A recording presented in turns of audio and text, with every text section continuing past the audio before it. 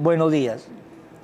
Vamos a compartir esta palabra del Señor y nos vamos a colocar en las manos del mismo Dios para que el Señor bendiga siempre nuestras buenas intenciones, el buen deseo que tenemos cada día en acercarnos a su palabra y alimentarnos con esa palabra que es palabra de vida eterna. En el nombre del Padre, y del Hijo, y del Espíritu Santo. Amén. De la carta del apóstol San Pablo a los Efesios. Hermanos, yo Pablo, prisionero por la causa del Señor, los exhorto a que lleven una vida digna del llamamiento que han recibido. Sean siempre humildes y amables, sean comprensivos y sopórtense mutuamente con amor. Esfuércense en mantenerse unidos en el Espíritu con el vínculo de la paz, porque no hay más que un solo cuerpo y un solo Espíritu, como es también solo una la esperanza del llamamiento que ustedes han recibido. Un solo Señor, una sola fe, un solo bautismo, un solo Dios y Padre de todos, que reina sobre todos, actúa a través de todos y vive en todos.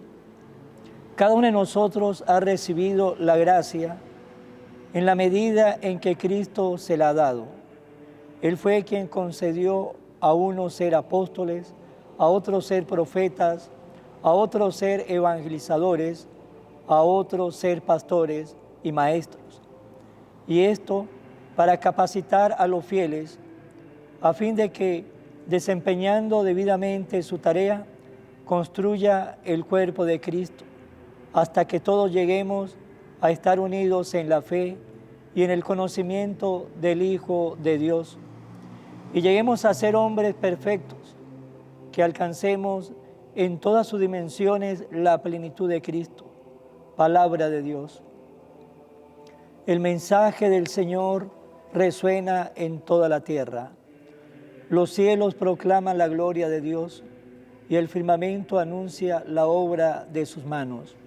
Un día comunica su mensaje al otro día y una noche se lo transmite a la otra noche. El mensaje del Señor resuena en toda la tierra. Sin que pronuncie una palabra, sin que resuene su voz, a toda la tierra llega su sonido y su mensaje hasta el fin del mundo. El mensaje del Señor resuena en toda la tierra. Lectura del Santo Evangelio según San Mateo.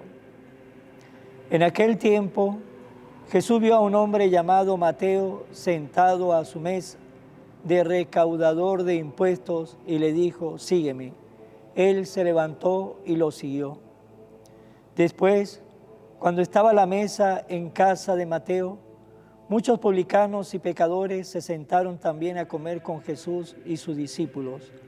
Viendo esto, los fariseos preguntaron a los discípulos: ¿por qué su maestro come con publicanos y pecadores?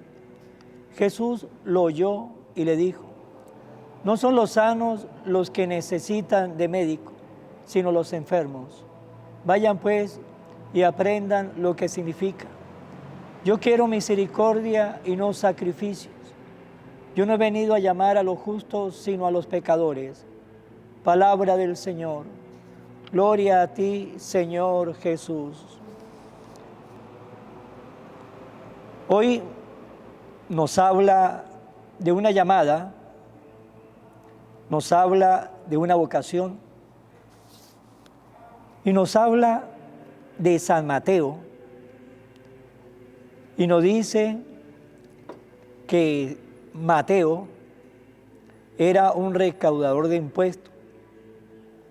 Pero vamos a ver a este hombre y veremos que en ese momento, porque como le dije, era recaudador de impuestos, él tenía un trabajo el cual el pueblo judío pues no quería o no veía con buenos ojos a los recaudadores de impuestos.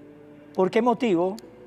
Porque ellos trabajaban a un imperio que tenía sometido al pueblo. Ellos cobraban los impuestos para así de esa manera fortalecer más el imperio que lo tenía sometido, y así iba sometiendo cada día más a todo el pueblo de Israel, que si no pagaba el impuesto se veía amenazado por el imperio romano, y los recaudadores de impuestos cobraban el impuesto para hacérselo llegar al imperio, y también pues ellos allí cobraban el trabajo. Y eran personas que tenían plata, eran adinerados, tenían sus buenas casas, pero en medio del pueblo tenía fama de ladrones. Y ese era Mateo. Pero veremos a Mateo de que posiblemente Mateo con su trabajo veía que se estaba enriqueciendo, tenía dinero, tenía casa, estaba bien, pero había algo importante en Mateo que no estaba bien, y era que se sentía mal, no sentía paz, no estaba tranquilo, no tenía esa paz de conciencia, porque no se sentía dichoso con su trabajo, no sentía paz en su alma, y tenía esa disyuntiva en su vida, porque no pensemos de que, como dice el Evangelio, estaba Mateo sentado a su mesa de recaudador de impuestos, y de repente pasó Jesús, le dijo, sígame. Él se levantó y lo siguió, sí, de una manera irresponsable. Se levantó, comenzó a seguir a un hombre que no conocía, y, epa, Mateo, ¿para dónde va? No, este hombre me dijo que lo siguiera. ¿Y quién es? No, no sé, pero lo voy a seguir. No, tampoco así. Mateo no era un hombre irresponsable.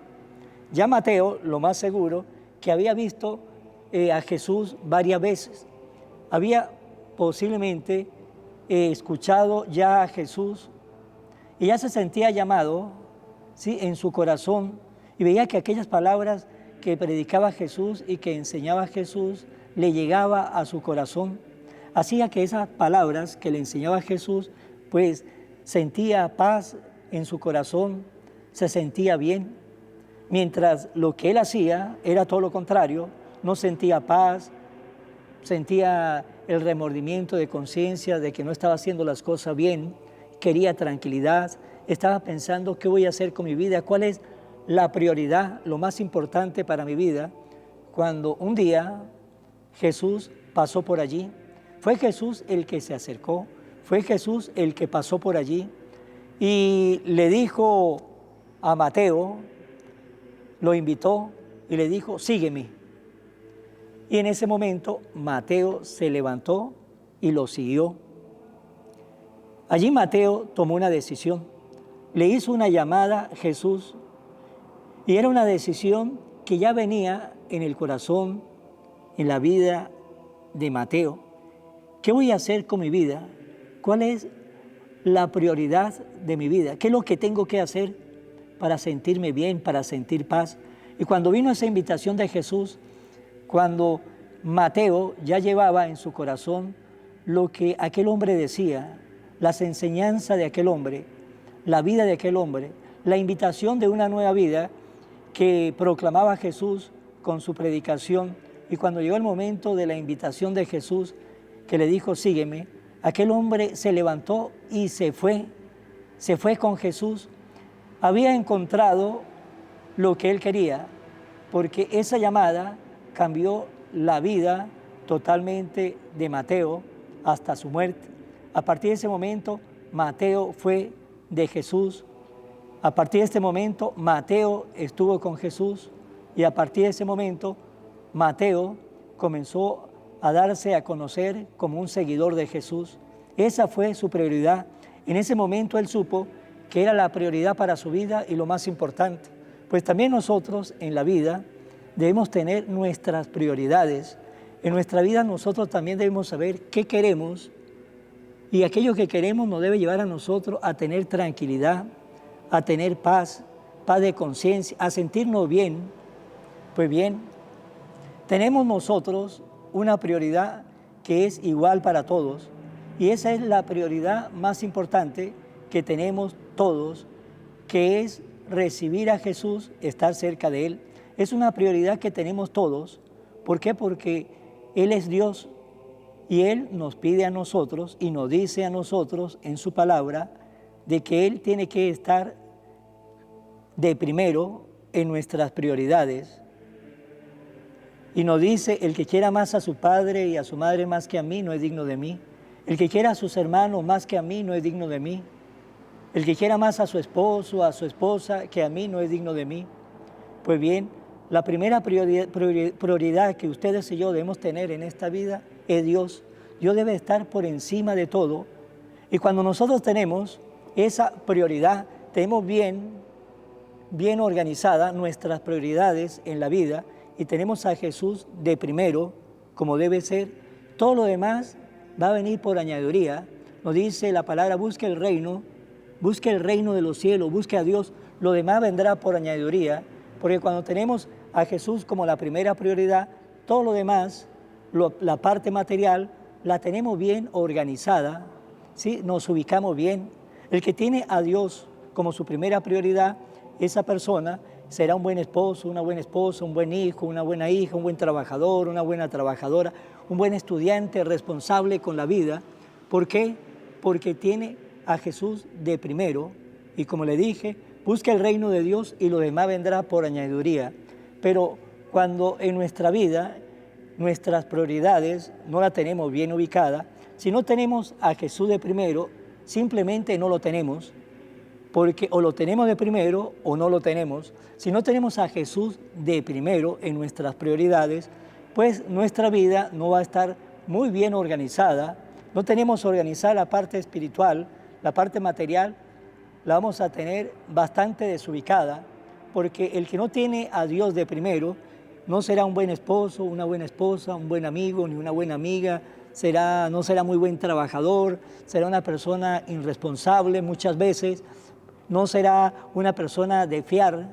¿Por qué? Porque el que no tiene a Dios de primero, pues esa persona se vuelve de una u otra manera introvertida solamente para él o para ella y se olvida de que Dios es el primero y como no tenemos a Dios de primero, pues me interesa la parte material, aunque la parte espiritual la tenga totalmente desubicada, totalmente desorganizada y por eso muchas veces llevamos una vida así, una vida desorganizada, una vida llena de pecado porque no tenemos nuestras prioridades bien ubicadas.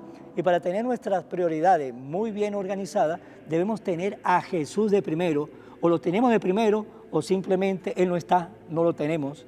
Pues bien, preguntémonos cómo están nuestras prioridades en nuestra vida. Tenemos a Jesús de primero porque Él quiere estar allí de primero. ¿Para qué? Para ayudarnos en toda nuestra vida o no lo tenemos. ¿Cómo están nuestras prioridades? ¿Cómo está nuestra vida? Y para terminar, vamos a terminar con la oración a la Virgen María. Oh Virgen María, Madre de Jesús y Madre mía, como en Caná te das cuenta, cada día es lo que yo necesito. Ruega a Jesús por mí, cuídame siempre, no me dejes nunca, no permitas que me aleje de Jesús, tu Hijo amado. Ayúdeme a corregir mis defectos que me alejan de Jesús y fomentar mis virtudes que me acercan a Él. Sea siempre mi Madre protectora a lo largo de toda mi vida. Amén. Que Dios lo bendiga en el nombre del Padre y del Hijo y del Espíritu Santo. Amén. Y será de nuevo hasta mañana. Que Dios lo guarde.